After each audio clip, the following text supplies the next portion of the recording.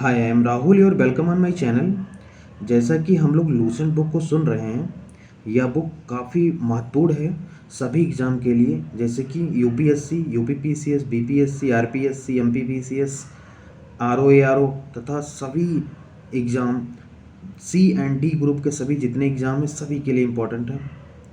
तो और ये बेसिकली एनसीईआरटी का सार है। इसमें ये एनसीईआरटी से बनाया गया बुक है। ये फैक्ट है, इसमें ये फैक्ट एग्ज़ाम में पूछा जाता है, तुम्हें याद होना चाहिए। सारे फैक्ट को एक बुक में अगर कोई देता है तो लूसेंट सामान्य ज्ञान का बुक है, तो इसे बहुत ज़रूरी है पढ़ना। जो कोई बोले कि नहीं पढ़ना चाहिए, नहीं पढ़ना चाहिए, कॉन्सेप्ट पढ़ो, और एक कॉन्सेप्ट के साथ तुम्हें फैक्ट आना चाहिए। क्वेश्चन में पेपर में काफ़ी फैक्ट रहते हैं, यूपीएससी में भी इससे काम होगा।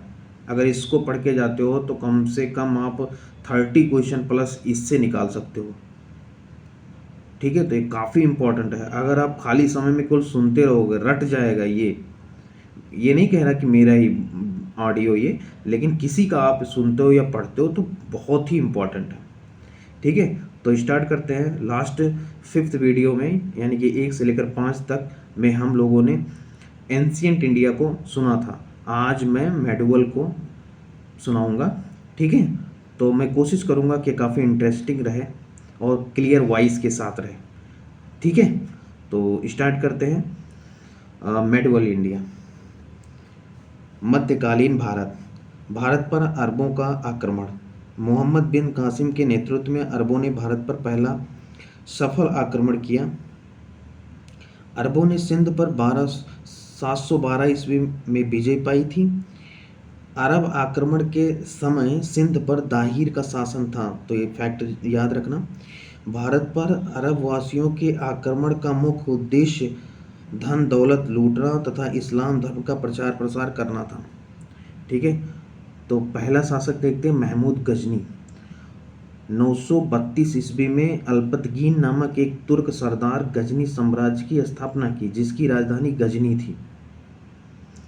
अल्पतगीन की मृत्यु के पश्चात कुछ समय तक गजनी में पिरितगीन ने शासन किया। इसी के शासन काल यानी कि 972 से 977 ईस्वी में सर्वप्रथम भारत पर आक्रमण किया गया। तो याद रखना। अगला देखते हैं फैक्ट। प्रथम तुर्क आक्रमण के समय पंजाब में शाही वंश का शासक जयपाल शासन कर रहा था। ठीक है, अल्पतगीन का गुलाम तथा दामाद सुबुतगीन 977 ईस्वी में गजनी की गद्दी पर बैठा। महमूद गजनी सुबुतगीन का पुत्र था, जिसका जन्म 1 नवंबर 971 ईस्वी में हुआ था। अपने पिता के काल में महमूद गजनी खुरासान का शासक था। महमूद गजनी ने 27 वर्ष की अवस्था में 998 ईस्वी में गद्दी पर बैठा। बगदाद का खलीफा अल आदिल बिल्लाह ने महमूद गजनी के पद को मान्यता प्रदान करते हुए उसे यामीन उद्दौला तथा यामीन उल मिल्लात की उपाधि दी। महमूद गजनी ने भारत पर 17 बार आक्रमण किया। महमूद के भारतीय आक्रमण का वास्तविक उद्देश्य धन की प्राप्ति था। महमूद गजनी एक मूर्तिभंजक आक्रमणकारी था। महमूद गजनी ने भारत पर प्रथम आक्रमण 1000 ईस्वी में किया था तथा पेशावर के कुछ भागों पर अधिकार करके वह अपने देश लौट गया। महमूद गजनी ने 1001 ईस्वी में शाही राजा जयपाल के विरुद्ध आक्रमण किया था। इसमें जयपाल की पराजय हुई थी। महमूद गजनी का 1008 ईस्वी में नगरकोट के विरुद्ध हमले को मूर्तिवाद के रूप में पहली बार महत्वपूर्ण जीत बताई जाती है। महमूद गजनी ने थानेश्वर के चक्रस्वामिन की कांस्य से निर्मित आदमकद प्रतिमा को गजनी भेजकर रंगभूमि में रखवाया। महमूद गजनी का सबसे चर्चित आक्रमण 1025 ईस्वी में सोमनाथ मंदिर सौराष्ट्र पर हुआ। इस मंदिर की लूट में उसे करीब 20 लाख दिनार की संपत्ति हाथ लगी। सोमनाथ की रक्षा में सहायता करने के कारण अहिल्यावाड़ा के शासक पर महमूद ने आक्रमण किया। सोमनाथ मंदिर लूट कर ले जाने के क्रम में महमूद पर जाटों ने आक्रमण किया था और कुछ संपत्ति लूट ली थी। ओके, नोट: सोमनाथ भारत के 12 आदि ज्योतिर्लिंग में प्रथम है। यह गुजरात में अरब सागर के तट पर है। 13 नवंबर 1947 को सरदार वल्लभ भाई पटेल के द्वारा इसका पुनर्निर्माण शुरू करवाया गया। 11 मई 1991 के दिन राष्ट्रपति राजेंद्र प्रसाद के द्वारा मंदिर में प्राण प्रतिष्ठा की गई। महमूद गजनी का अंतिम भारतीय आक्रमण 1027 ईस्वी में जाटों के विरुद्ध था। महमूद गजनी की मृत्यु 1030 में हो गई। सुल्तान की उपाधि धारण करने वाला प्रथम शासक महमूद गजनी था। महमूद के सेना में सेवंद राय एवं तिलक जैसे हिंदू उच्च पदों पर आसीन थे। अलबरूनी, फिरदौसी, उतबी, फरूखी महमूद गजनी के दरबार में रहते थे। अगले शासक देखते हैं मोहम्मद गौरी। गौर महमूद गजनी के अधीन एक छोटा सा राज्य था। 1173 ईस्वी में शहाबुद्दीन मोहम्मद गौरी गौर का शासक बना। इसने भारत पर पहला आक्रमण 1175 ईस्वी में मुल्तान के विरुद्ध किया था। मोहम्मद गौरी का दूसरा आक्रमण 1178 ईस्वी में पाटन गुजरात पर हुआ। यहाँ का शासक भीम द्वितीय ने गौरी को बुरी तरह परास्त किया।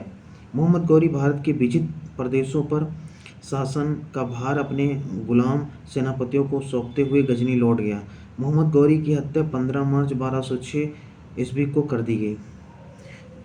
मोहम्मद गौरी द्वारा लड़ा गया प्रमुख युद्ध ब्रैकेट में युद्ध वर्ष, पक्ष और परिणाम देखते हैं। तराइन का प्रथम युद्ध वर्ष 1191 में पक्ष कौन कौन थे? गौरी एवं पृथ्वीराज चौहान के बीच। कौन विजयी हुआ? चौहान विजयी हुए। तराइन का द्वितीय युद्ध 1192 ईस्वी में गौरी एवं पृथ्वीराज चौहान गौरी विजयी। चंदावर का युद्ध 1194 में गौरी एवं जयचंद विजयी। कौन? गौरी विजयी। नोट: तराइन के प्रथम युद्ध में पृथ्वीराज चौहान के सेनापति स्कंद था। सल्तनत काल: गुलाम वंश की स्थापना 1206 ईस्वी में कुतुबुद्दीन ऐबक ने किया था। वह गौरी को गुलाम था। नोट: गुलामों को फारसी में बंदगा कहा जाता है तथा इन्हें सैनिक सेवा के लिए खरीदा जाता था। कुतुबुद्दीन ऐबक ने अपना राज्याभिषेक 24 जून 1206 ईस्वी को किया गया था। कुतुबुद्दीन ऐबक ने अपनी राजधानी लाहौर में बनाई थी। कुतुब मीनार की नींव कुतुबुद्दीन ऐबक ने डाली थी। दिल्ली का कौबतुल इस्लाम मस्जिद एवं अजमेर का 2.5 दिन का झोपड़ा नामक मस्जिद का निर्माण ऐबक ने करवाया था। कुतुबुद्दीन ऐबक को लाखों का दान देने वाला भी कहा जाता था। ब्रैकेट में मंगोल चीन के उत्तर में गोबी के रेगिस्तान के निवासी थे। वह एक घूमने फिरने वाली अर्धसभ्य जाति थी तथा उनका मुख्य पेशा घोड़ों और अन्य पशुओं का पालन करना था। वह बहुत गंदे रहते थे तथा सभी प्रकार का मांस खाते थे। उनमें स्त्री विषयक नैतिकता का सर्वथा अभाव था। यद्यपि माँ का सम्मान करते थे, वह विभिन्न कबीले में बटे थे। उन्हीं कबीलों में से एक में 1163 ईस्वी में तेमचिन उर्फ चंगेज खां का जन्म हुआ, जिसे महान चंगेज द ग्रेट और श्रापित द अकर्स्ड दोनों पुकारा गया। इसका पिता यसुगाई बहादुर था। नोट: कुतुबुद्दीन के समय में कुतुब मीनार की केवल पहली मंजिल बन सकी। इल्तुतमिश ने इसे 225 फीट ऊंची 4 मंजिल का बना दिया। फिरोज तुगलक के समय बिजली गिरने के कारण इसकी चौथी मंजिल नष्ट हो गई, जिसके कारण फिरोज ने इसमें 2 छोटी मंजिलें बनवा दी, जिससे इसमें 5 मंजिल हो गई और ऊंचाई 9 फीट बढ़कर 234 फीट हो गई। प्राचीन नालंदा विश्वविद्यालय को ध्वस्त करने वाला ऐबक का सहायक सेनानायक बख्तियार खिलजी था। ऐबक की मृत्यु 1210 ईस्वी में चौगान खेलते समय घोड़े से गिरकर हो गई। इसे लाहौर में दफनाया गया। ऐबक का उत्तराधिकारी आराम शाह हुआ, जिसने 8 महीने तक शासन किया। आराम शाह की हत्या करके इल्तुतमिश ने 1211 ईस्वी में दिल्ली की गद्दी पर बैठा। इल्तुतमिश तुर्किस्तान का एलवरी तुर्क था, जो ऐबक का गुलाम एवं दामाद था। ऐबक की मृत्यु के समय वो बदायूं का गवर्नर था। इल्तुतमिश लाहौर से राजधानी को स्थानांतरित करके दिल्ली लाया। इसने हौज सुल्तानी का निर्माण दहली कोन्हा के निकट करवाया था। ब्रैकेट में इल्तुतमिश के महत्वपूर्ण कार्य: नंबर 1, कुतुब मीनार के निर्माण को पूर्ण करवाया। नंबर 2, सबसे पहले शुद्ध अरबी सिक्के जारी किए, चांदी का टंका एवं तांबे का जीतल, तो ये याद रखना। तीसरा है एकता प्रणाली चलाई। चौथा 40 गुलाम सरदारों का संगठन बनाया जो तुर्कान या चहलगानी के नाम से जाना गया। सर्वप्रथम दिल्ली के अमीरों का दमन किया। पांचवा पॉइंट, आगे बढ़ते हैं। इल्तुतमिश पहला शासक था जिसने 1229 ईस्वी में बगदाद के खलीफा से सुल्तान पद की वैधानिक स्वीकृति प्रदान की, तो ये भी याद रखना फैक्ट। इल्तुतमिश की मृत्यु अप्रैल 1236 ईस्वी में हो गई। चंगेज खान से बचने के लिए ख्वारिज्म के सम्राट जलालुद्दीन को इल्तुतमिश ने अपने यहाँ शरण नहीं दी थी। इल्तुतमिश के बाद उसका पुत्र रुकनुद्दीन फिरोज गद्दी पर बैठा। वह एक अयोग्य शासक था। इसके अल्पकालीन शासन पर उसकी मां शाह तुर्कान छाई रही। शाह तुर्कान के अवांछित प्रभाव से परेशान होकर तुर्की अमीरों ने रुकनुद्दीन को हटाकर रजिया को सिंहासन पर आसीन किया। इस प्रकार रजिया बेगम प्रथम मुस्लिम महिला थी जिसने प्रशासन की बागडोर संभाली। रजिया ने पर्दा प्रथा का त्याग कर वह पुरुषों की तरह चोगा, काबा एवं कुलाह टोपी पहनकर राज दरबार में खुले मुंह से जाने लगी। रजिया ने मलिक जमालुद्दीन याकूत को अमीर आखूर घोड़े का सरदार नियुक्त किया। गैर तुर्कों को सामंत बनाने के लिए रजिया के प्रयासों से तुर्की अमीर विरुद्ध हो गए और उसे बंदी बनाकर दिल्ली की गद्दी पर मुइजुद्दीन बहराम शाह को बैठा दिया। रजिया की शादी अल्तुनिया के साथ हुई। इससे शादी करने के बाद रजिया ने पुनः गद्दी प्राप्त करने का प्रयास किया लेकिन वह असफल रही। रजिया की हत्या 13 अक्टूबर 1240 ईस्वी को डाकुओं के द्वारा कैथल के पास कर दी गई। बहराम शाह को बंदी बनाकर उसकी हत्या मई 1242 ईस्वी में कर दी गई। उसके बाद दिल्ली का सुल्तान अलाउद्दीन मसूद शाह बना। बलबन ने षड्यंत्र के द्वारा 1246 ईस्वी में अलाउद्दीन मसूद शाह को सुल्तान के पद से हटाकर नसरुद्दीन महमूद को सुल्तान बना दिया। नसरुद्दीन महमूद ऐसा सुल्तान था जो टोपी सीकर अपना जीवन निर्वाह करता था। बलबन ने अपनी पुत्री का विवाह नसरुद्दीन महमूद के साथ किया था। बलबन का वास्तविक नाम बहाउद्दीन था। वह इल्तुतमिश का गुलाम था। तुर्कान या चहलगानी का विनाश बलबन ने किया था। बलबन 1266 ईस्वी में गयासुद्दीन बलबन के नाम से दिल्ली की गद्दी पर बैठा। यह मंगोलों के आक्रमण से दिल्ली की रक्षा करने में सफल रहा। सीरी नामक नया नगर बलबन ने बसाया था। राज दरबार में सिजदा एवं पैबोस प्रथा की शुरुआत बलबन ने की थी। बलबन ने फारसी रीति रिवाज पर आधारित नौरोज फारसी साल का पहला दिन उत्सव को प्रारंभ किया। अपने विरोधियों के प्रति बलबन ने कठोर लौ एवं रक्त की नीति का पालन किया। नसरुद्दीन महमूद ने बलबन को उलूग खां की उपाधि प्रदान की। बलबन अखेट अभियान के बहाने अपनी सेना को लंबी दूरी तक कवायद कराकर दुरुस्त रखता था। बलबन के दरबार में फारसी के प्रसिद्ध कवि अमीर खुसरो एवं अमीर हसन रहते थे। गुलाम वंश का अंतिम शासक शमसुद्दीन कैमूर था। अब दूसरा वंश पढ़ते हैं, खिलजी वंश 1290 से 1320। गुलाम वंश के शासन को समाप्त कर 13 जून 1290 ईस्वी को जलालुद्दीन फिरोज खिलजी ने खिलजी वंश की स्थापना की। इसने किलो खरी को अपनी राजधानी बनाया। जलालुद्दीन की हत्या 1296 ईस्वी में उसके भतीजे व दामाद अलाउद्दीन खिलजी ने कड़ा मानिकपुर प्रयाग में कर दी। 12 अक्टूबर 1296 ईस्वी में अलाउद्दीन दिल्ली का सुल्तान बना। अलाउद्दीन के बचपन का नाम अली तथा गुरसस्प था। अलाउद्दीन खिलजी ने सेना को नगद वेतन देने एवं अस्थायी सेना की नींव रखी। दिल्ली के शासकों में अलाउद्दीन खिलजी के पास सबसे विशाल अस्थायी सेना थी। घोड़ा दागने एवं सैनिकों का हुलिया लिखने की प्रथा की शुरुआत अलाउद्दीन खिलजी ने की। अलाउद्दीन ने भू राजस्व की दर को बढ़ाकर उपज का 1/2 भाग कर दिया। इसने खम्स लूट का धन में सुल्तान का हिस्सा 1/4 भाग के स्थान पर 3/4 भाग कर दिया। इसने व्यापारियों में बेईमानी रोकने के लिए कम तोलने वाले व्यक्ति के शरीर से मांस काट लेने का आदेश दिया। इसने अपने शासनकाल में मूल्य नियंत्रण प्रणाली को दृढ़ता से लागू किया।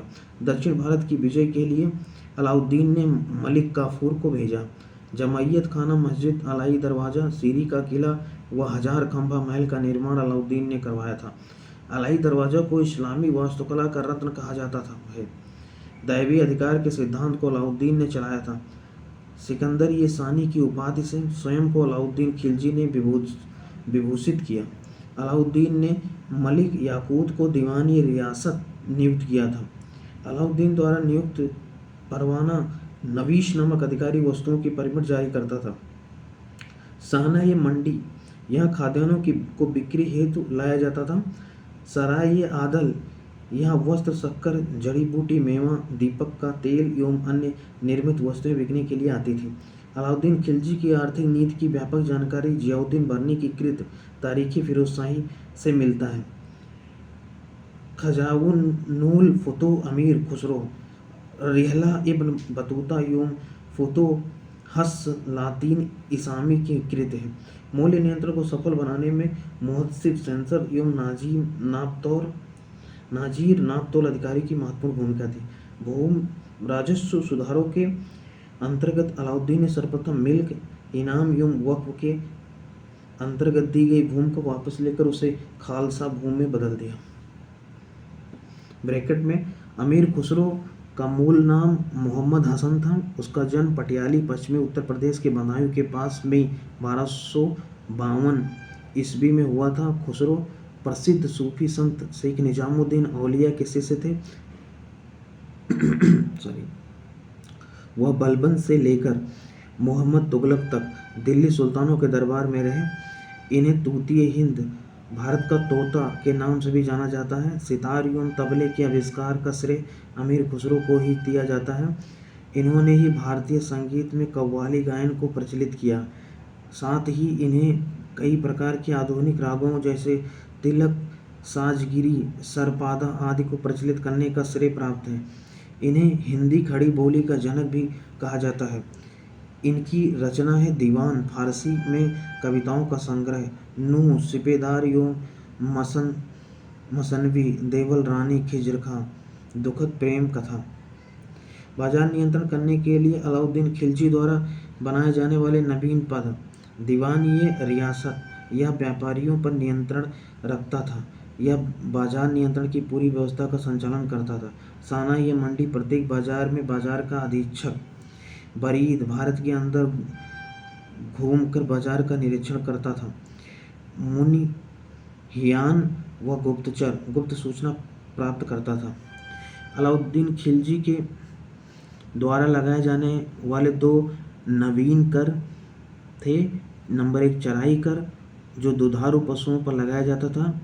नंबर 2 गढ़ी कर जो घरों एवं झोपड़ियों पर लगाया जाता था। अलाउद्दीन खिलजी के शासनकाल में 1297 से 1306 ईस्वी तक मंगोलों के 6 आक्रमण हुए। प्रथम आक्रमण 1297 ईस्वी में कादर खां के नेतृत्व में, दूसरा आक्रमण 1298 ईस्वी में सल्दी के नेतृत्व में, तीसरा आक्रमण 1299 ईस्वी में तुगलक ख्वाजा के नेतृत्व में, चौथा आक्रमण 1303 ईस्वी में तारगी के नेतृत्व में, पांचवा आक्रमण 1305 ईस्वी में अली बेग और तरकाक के नेतृत्व में एवं छठा आक्रमण 1306 ईस्वी में कबक एवं इकबाल मंद के नेतृत्व में हुआ। अलाउद्दीन खिलजी की मृत्यु 5 जनवरी 1316 ईस्वी को हो गई। कुतुबुद्दीन मुबारक खिलजी 1316 ईस्वी को दिल्ली के सिंहासन पर बैठा। इसे नग्न स्त्री पुरुष की संगत पसंद थी। मुबारक खिलजी कभी कभी राज दरबारों में स्त्रियों का वस्त्र पहनकर आ जाता था। बर्नी के अनुसार मुबारक कभी कभी नग्न होकर दरबारियों के बीच दौड़ा करता था। मुबारक खां ने खलीफा की उपाधि धारण की थी। मुबारक के वजीर खुसरो खां ने 15 अप्रैल 1320 ईस्वी को इसकी हत्या कर दी और स्वयं दिल्ली के सिंहासन पर बैठा। खुसरो खां ने पैगंबर के सेनापति की उपाधि धारण की। तुगलक वंश 1320 से 1398 ईस्वी। 5 सितंबर 1320 को खुसरो खां को पराजित करके गाजी मलिक या तुगलक गाजी गयासुद्दीन तुगलक के नाम से 8 सितंबर 1320 ईस्वी को दिल्ली के सिंहासन पर बैठा। गयासुद्दीन ने अलाउद्दीन के समय में लिए गए अमीरों की भूमि को पुनः लौटा दिया। इसने सिंचाई के लिए कुएं एवं नहरों का निर्माण करवाया। संभवतः नहरों का निर्माण करने वाला गयासुद्दीन प्रथम शासक था। गयासुद्दीन तुगलक ने दिल्ली के समीप स्थित पहाड़ियों पर तुगलकाबाद नाम का एक नया नगर स्थापित किया। रोमन शैली में निर्मित इस नगर में एक दुर्ग का निर्माण भी हुआ। इस दुर्ग को छप्पन कोट के नाम से भी जाना जाता है। ब्रैकेट में मोहम्मद बिन तुगलक द्वारा क्रियान्वित क्रमशः 4 योजनाएं: दोआब क्षेत्र में कर की वृद्धि 1326 से 1327, राजधानी परिवर्तन 1326 से 1327, सांकेतिक मुद्रा का प्रचलन 1329 से 30, खुरासान एवं कराची का आक्रमण अभियान। गयासुद्दीन तुगलक की मृत्यु 1325 ईस्वी में बंगाल के अभियान से लौटते समय जूना खां द्वारा निर्मित लकड़ी के महल में दबकर हो गई। गयासुद्दीन के बाद उलुग खां या जूना खां मोहम्मद बिन तुगलक के नाम से 1325 ईस्वी में दिल्ली के सिंहासन पर बैठा। मध्यकालीन सभी सुल्तानों में मोहम्मद तुगलक सर्वाधिक शिक्षित, विद्वान एवं योग्य व्यक्ति था। मोहम्मद बिन तुगलक को अपनी सनक भरी योजनाओं, क्रूर कृत्यों एवं दूसरों के सुख दुख के प्रति उपेक्षा भाव रखने के कारण स्वप्नशील, पागल एवं रक्त पिपासु कहा गया। मोहम्मद बिन तुगलक ने कृषि के विकास के लिए अमीर कोही नामक एक नवीन विभाग की स्थापना की। मोहम्मद बिन तुगलक ने अपनी राजधानी दिल्ली से देवगिरी में स्थानांतरित की और इसका नाम दौलताबाद रखा। मोहम्मद बिन तुगलक अपने प्रत्येक मलिक के सम्मान में दो पोशाक दिया करता था, एक जाड़े में दूसरा गर्मी में। कहा जाता है कि डाक प्रबंधों के द्वारा मोहम्मद बिन तुगलक के लिए ताजे फल खुरासान से एवं पीने के लिए गंगा जल मंगवाया जाता था। सांकेतिक मुद्रा के अंतर्गत मोहम्मद बिन तुगलक ने कांसा फरिश्ता के अनुसार, तांबा वर्णी के अनुसार धातुओं के सिक्के चलवाए, जिनका मूल्य चांदी के रुपए टंका के बराबर होता था। एडवर्ड थॉमस ने मोहम्मद बिन तुगलक को प्रिंस ऑफ मनियर्स की संज्ञा दी। नोट: सांकेतिक मुद्रा द्वारा प्रयोग चीन के कुबलई खां एवं ईरान के गजन खां नामक एक मंगोल शासक ने भी किया। अफ्रीकी मोरक्को यात्री इब्न बतूता लगभग 1333 ईस्वी में भारत आया। सुल्तान ने इसे दिल्ली का काजी नियुक्त किया। 1342 ईस्वी में सुल्तान ने इसे अपनी राजदूत के रूप में चीन भेजा। इब्न बतूता की पुस्तक रहला में मोहम्मद तुगलक के समय की घटनाओं का वर्णन है। इसने अपनी पुस्तक में विदेशी व्यापारियों के आवागमन, डाक चौकियों की स्थापना यानी डाक विभाग एवं गुप्तचर व्यवस्था के बारे में लिखा। इसके अनुसार भारतीय डाक व्यवस्था 2 प्रकार के थे। नंबर 1 अश्व डाक व्यवस्था, जिसे उलूक कहा जाता था। नंबर 2 पैदल डाक व्यवस्था, जिसे दावा कहा जाता था। इसने नगाड़ों की भारी ध्वनि के बीच एक स्त्री को सती होने के दृश्य का वर्णन किया है। इसके कथानुसार सती होने के लिए सुल्तान की अनुमति लेनी पड़ती थी। ये सब कौन बता रहा है? ये इब्न बतूता की पुस्तक रहला बता रहा है। ठीक है, कहाँ से आया था? मोरक्को से। तो याद रखना फैक्ट्स। मोहम्मद तुगलक के समय जिया नक्शवी पहला व्यक्ति था जिसने संस्कृत कथाओं की एक श्रृंखला का फारसी में अनुवाद किया था। इस पुस्तक का नाम तूतीनामा था, जिसमें एक तोता एक ऐसी विरहिणी नायिका को कहानी सुनाता है जिसका पति यात्रा पर गया है। मोहम्मद बिन तुगलक ने जिन प्रभु सूरी नामक जैन साधु को अपने दरबार में बुलाकर सम्मान प्रदान किया था।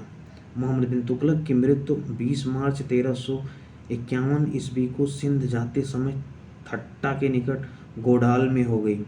मोहम्मद बिन तुगलक के शासनकाल में दक्षिण में हरिहर एवं बुक्का नामक 2 भाइयों ने 1336 ईस्वी में स्वतंत्र राज्य विजयनगर की स्थापना की। तो ये याद रखना।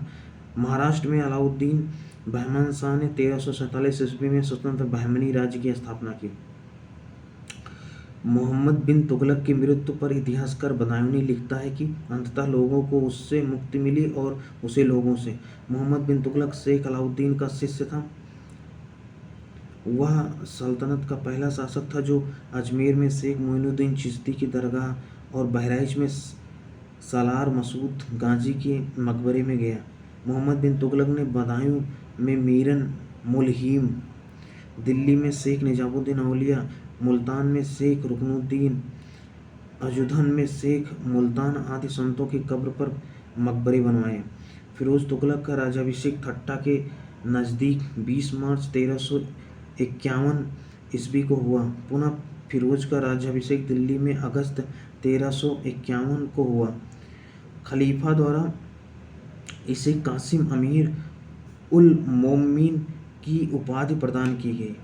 राजस्व व्यवस्था के अंतर्गत फिरोज ने अपने शासनकाल में 24 कष्टदायक करों को समाप्त कर केवल 4 कर खराज, लगान, खम्स, युद्ध में लूट का माल, जजिया एवं ज़कात को वसूल करने का आदेश दिया। फिरोज तुगलक ब्राह्मणों पर जजिया लागू करने वाला पहला मुसलमान था। फिरोज तुगलक ने एक नया कर, सिंचाई कर भी लगाया जो उपज का 1/10 भाग था। फिरोज तुगलक ने 5 बड़ी नहरों का निर्माण करवाया। फिरोज तुगलक ने 300 नए नगरों की स्थापना की। इसमें हिसार, फिरोजाबाद, दिल्ली, फतेहाबाद, जौनपुर, फिरोजपुर प्रमुख हैं। इसके शासनकाल में खिजराबाद, टोपरा गांव एवं मेरठ से अशोक के 2 स्तंभों को लाकर दिल्ली में स्थापित किया गया। टोपर स्थित अशोक स्तंभ के परिवहन का चित्रण वर्णन सीरत ये फिरोज शाही लेखक अज्ञात से मिलता है। सुल्तान फिरोज तुगलक ने अनाथ मुस्लिम महिलाओं, विधवाओं एवं लड़कियों की सहायता के लिए एक नए विभाग दीवान ये खैरात की स्थापना की। सल्तनतकालीन सुल्तानों के शासनकाल में सबसे अधिक दासों की संख्या करीब 1,80,000 फिरोज तुगलक के समय थी। दासों की देखभाल के लिए फिरोज ने एक नए विभाग दीवान ये बंदगान की स्थापना की। इसने सैन्य पदों को वंशानुगत बना दिया। इसने अपनी आत्मकथा फतूहात ये फिरोजशाही की रचना की। इसने जियाउद्दीन बर्नी एवं खमसी सिराज अफीफ को अपना संरक्षण प्रदान किया। फिरोज तुगलक के नागरकोट, वर्तमान में कांगड़ा अभियान 1361 के दौरान ज्वालामुखी मंदिर के पुस्तकालय से संस्कृत के 1300 ग्रंथ प्राप्त हुए। इसमें से कुछ को लगभग 300 का फारसी में अनुवाद अजीजुद्दीन किरमानी नामक फारसी के विद्वान ने किया। संस्कृत से फारसी भाषा में अनुदित सबसे महत्वपूर्ण ग्रंथ दलाइल ये फिरोजशाही थी जो दर्शन और नक्षत्र विज्ञान से संबंधित ग्रंथ था। इसने चांदी एवं तांबे के मिश्रण से निर्मित सिक्के भारी संख्या में जारी करवाए जिसे अद्दा एवं बिक कहा जाता था। फिरोज तुगलक की मृत्यु सितंबर 1388 ईस्वी में हो गई। फिरोज काल में निर्मित खान ये जहां तेलंगानी की मकबरा की तुलना जेरूसलम में निर्मित उधर की मस्जिद से की। सुल्तान फिरोज तुगलक ने दिल्ली में कोटला फिरोज शाह दुर्ग का निर्माण करवाया। तुगलक वंश का अंतिम शासक नसीरुद्दीन महमूद तुगलक था। इसका शासन दिल्ली में पालन तक ही रह गया। तैमूरलंग ने सुल्तान नसीरुद्दीन महमूद तुगलक के समय 1398 ईस्वी में दिल्ली पर आक्रमण किया। नसीरुद्दीन के समय में ही मलिक सरसक पूर्वाधिपति की उपाधि धारण कर एक हिजड़ा मलिक सरवर ने जौनपुर में एक स्वतंत्र राज्य की स्थापना की। सैयद वंश 1414 से 1451 ईस्वी। सैयद वंश का संस्थापक खिज्र खां था। इसने सुल्तान की उपाधि न धारण करके अपने को रैयत आला की उपाधि से ही खुश रखा। खिज्र खां तैमूरलंग का सेनापति था। भारत से लौटते समय तैमूरलंग ने खिज्र खां को मुल्तान, लाहौर एवं दीपालपुर का शासक नियुक्त किया। खिज्र खां नियमित रूप से तैमूर के पुत्र शाहरुख को कर भेजता था।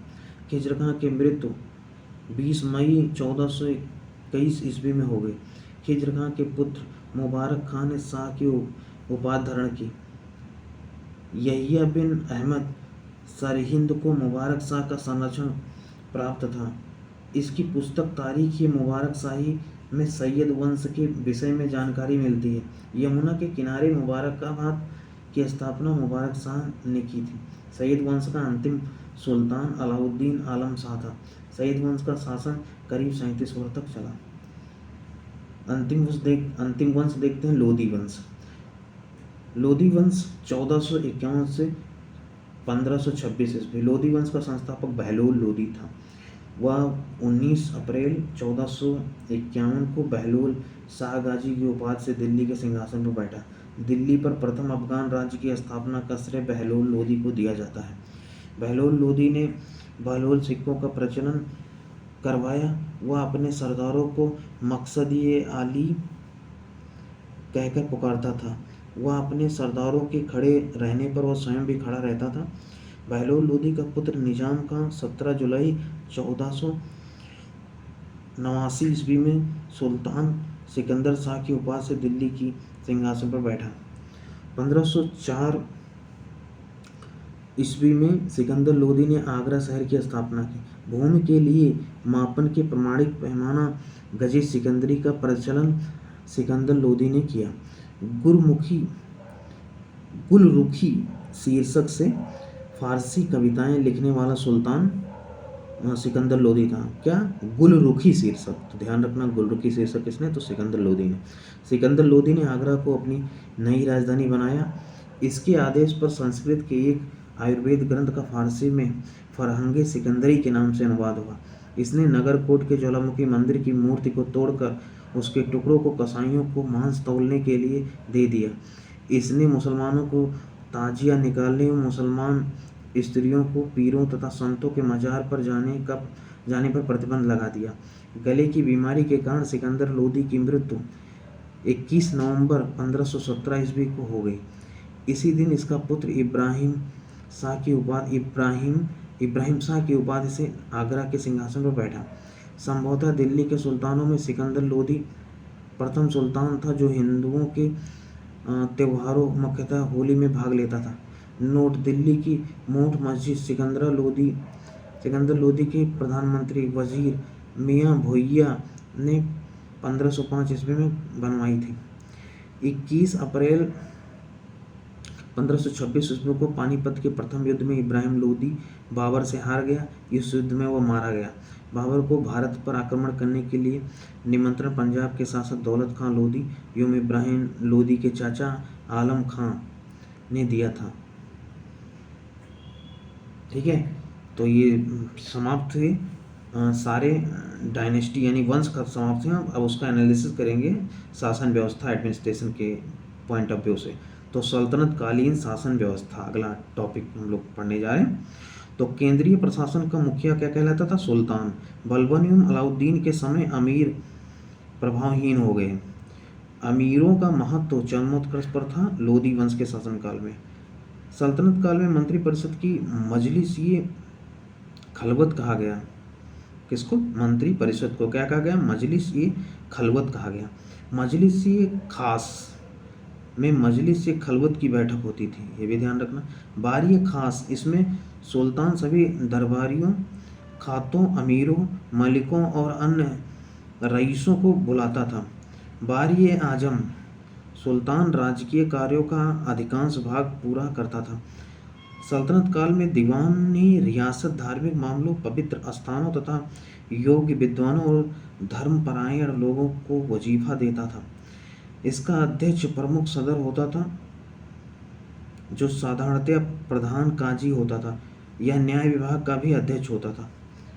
दीवान इंसा नामक विभाग राज्य के पत्राचार के संबंध में रखता था। दीवानी इंसा नामक विभाग राज्य के पत्राचार से संबंध रखता था। मंत्री एवं उससे संबंधित विभाग, मंत्री और विभाग।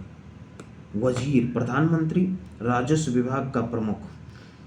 मुशरिफ ये ममालिक, महालेखाकार, प्रांतों एवं अन्य विभागों से प्राप्त आय एवं व्यय का लेखा जोखा। मजुम आधार, उधार दिए गए धन का हिसाब रखना। खजीन, कोषाध्यक्ष। अरीज ये ममालिक, दीवानी अर्ज अथवा सैन्य विभाग का प्रमुख। सद्र उस सुदूर, धर्म विभाग एवं दान विभाग का प्रमुख। काजी उल कजात, सुल्तान के बाद न्याय का सर्वोच्च अधिकारी। बारीद ये ममालिक, गुप्तचर विभाग का प्रमुख अधिकारी। वकील ये दर, सुल्तान की व्यक्तिगत सेवाओं की देखभाल। दीवान ये खैरात दान विभाग। दीवान ये बंदगान दास विभाग। दीवान ये दस्तहाक पेंशन विभाग। दीवान ये मुस्तखराज वित्त विभाग, अलाउद्दीन खिलजी। विभाग और बनाने वाला सुल्तान। तो दीवान ये मुस्तखराज वित्त विभाग किसने शुरू किया? तो अलाउद्दीन खिलजी ने। दीवान ये कोही कृषि विभाग किसने शुरू किया? मोहम्मद बिन तुगलक ने। दीवान ये अर्ज सैन्य विभाग किसने शुरू किया? बलबन ने। दीवान ये बंदगान फिरोज शाह तुगलक। दीवान ये खैरात फिरोज शाह तुगलक। दीवान ये इस्तिहाक फिरोज शाह तुगलक। ये बहुत बहुत इंपॉर्टेंट है, इवन यूपीएससी में ये पूछा जाता है, प्रीवियस ईयर देखना। साम्राज्य के विभिन्न भागों में चल रही गतिविधियों की पूर्ण जानकारी के लिए दूतों की नियुक्ति की जाती थी। ये दूत बरीद कहलाते थे। शासक के सबसे ज़्यादा विश्वास पात्र लोग ही मुख्य बरीद के पद पर नियुक्त किए जाते थे।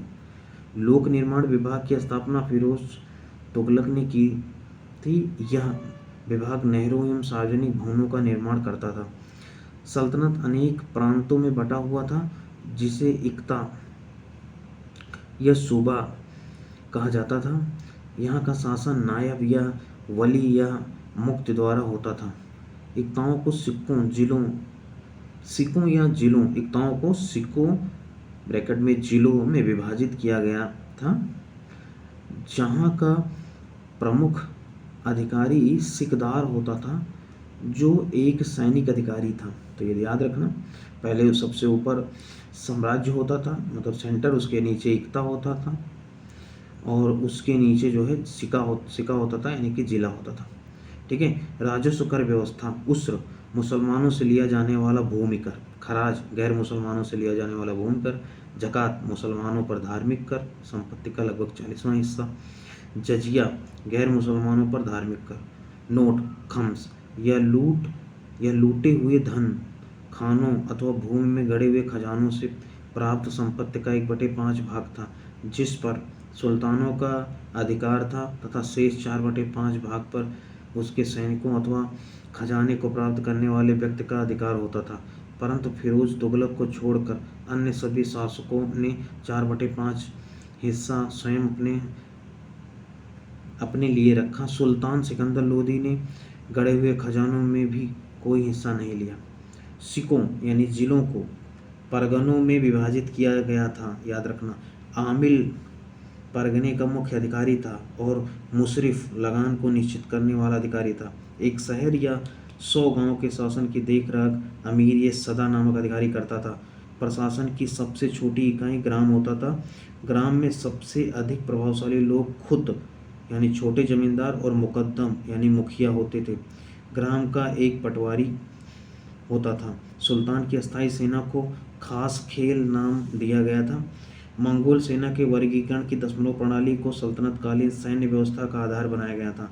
सल्तनत काल में बारूद की सहायता से गोला फेंकने वाली मशीन को मंगली तथा अर्राद कहा जाता था। अलाउद्दीन खिलजी ने इक्ता प्रथा को समाप्त किया था। इक्ता प्रथा की दोबारा शुरुआत फिरोज तुगलक ने की थी। सल्तनत काल में अच्छी नस्ल के घोड़े तुर्की, अरब एवं रूस से मंगाए जाते थे। हाथी मुख्यतः बंगाल से मंगाए जाते थे। सल्तनत कालीन कानून शरीयत के कुरान एवं हदीस पर आधारित था। तो ये सब ध्यान रखना। फैक्ट, कुछ ब्रैकेट में फैक्ट है। 10 अश्वरोही बराबर 1 सरिये खेल, 10 सरिये खेल बराबर 1 सिपा सलार, 10 सिपा सलार बराबर 1 अमीर, 10 अमीर बराबर 1 मलिक, 10 मलिक बराबर 1 खान। तो याद रखना, सबसे बड़ा खान होता था, 10 मलिक बराबर 1 खान। दूसरे ब्रैकेट में स्थान और प्रसिद्धि के कारण सरस्वती अच्छी किस्म के चावल के लिए, अनहीवाड़ा या व्यापारियों का तीर्थ स्थल के रूप में, सतगांव रेशम रजाइयों के लिए, आगरा नील उत्पादन के लिए, बनारस सोने चांदी व जड़ी काम के लिए। तो ये सब याद रखना फैक्ट भैया। मुस्लिम कानून के 4 महत्वपूर्ण स्रोत, कुरान, हदीस, इजमा, कयास। सुल्तान सप्ताह में 2 बार दरबार में न्याय के लिए उपस्थित होता था। सल्तनत काल में लगान निर्धारित करने की विस्तृत प्रणाली को मुक्तई कहा गया है। भूमि की नाप जोख करने के बाद क्षेत्रफल के आधार पर लगान का निर्धारण मसाहत कहलाता था। इसकी शुरुआत अलाउद्दीन ने की थी। पूर्णतः केंद्र के नियंत्रण में रहने वाली भूमि खालसा भूमि कहलाती थी। अलाउद्दीन ने दान की गई अधिकांश भूमि को छीनकर खालसा भूमि में परिवर्तित कर दिया। सल्तनत कालीन मुद्रा व्यवस्था चांदी के टंके और तांबे के दिरहम पर आधारित थी। देवल सल्तनत काल में अंतर्राष्ट्रीय बंदरगाह के रूप में प्रसिद्ध था। तो इस प्रकार दिल्ली सल्तनत खत्म हुआ। अगला हम लोग विजयनगर साम्राज्य को देखेंगे नेक्स्ट वीडियो नंबर 6, यानी हिस्ट्री का पार्ट नंबर 6। ओके। तो हम जैसा कि आप लोगों को बता चुके हैं कि यह बुक काफ़ी इम्पोर्टेंट है। आप इसमें देख लेना, जो कुछ आप एनसीईआरटी में पढ़ोगे, स्टैंडर्ड बुक में पढ़ोगे, वो सारा फैक्ट यहाँ आपको एक ही बुक में मिल जाएगा। इसलिए मैं पढ़ा रहा हूँ, मैं अपने अनुभव से पढ़ा रहा हूँ कि ये बुक बहुत इम्पोर्टेंट है। ठीक है, अगर आपको ये फ़ायदा देगा तो आप ज़रूर मुझे भी फ़ायदा दिलाना और इसको ज़रूर शेयर करना, लाइक करना, सब्सक्राइब करना। ठीक है, पहले लेकिन फ़ायदा हो लगे आपको तब। ठीक है, then thank you very much. फिर नेक्स्ट मिलते हैं हिस्ट्री के पार्ट 6 में। Okay, then thank you very much.